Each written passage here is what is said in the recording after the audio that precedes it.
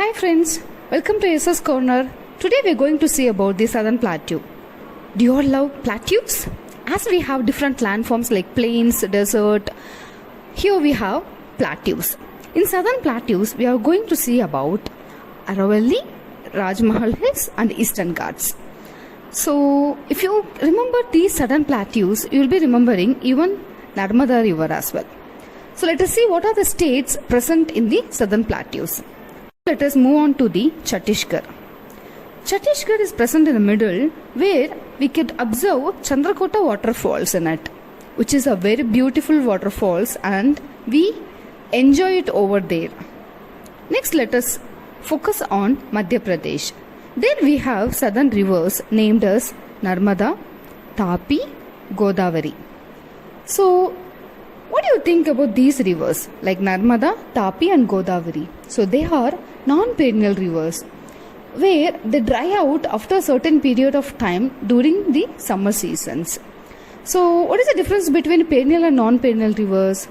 Perennial rivers are those which will be flowing throughout the year without its dryness. But non-perennial river will get dry when there is a lack. That means a demand of it. Like during the summer season, we get drought of it.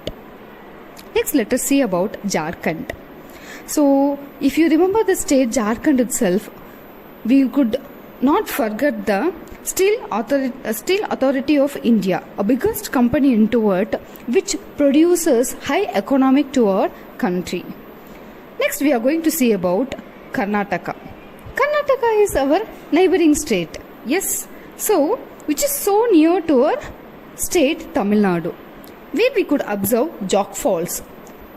So, my dear friends, in each and every plateaus, we could see waterfalls, ponds, lakes, which would give a beautiful environment for our eyes. Next, let us see on Andhra Pradesh, where we have Golconda Fort, which is very famous and which is very fabulous court. Like we could observe how our historians and archaeologists they have found about it, and how our kings before they could have made our India a very beautiful and the richest country in the whole complete world. Do you all know one thing? By looking the richness of our India only, other country people they started to move to India as a trading purposes. Next, our state, that is Tamil Nadu, which is very famous for its temples as well as for its beautiness.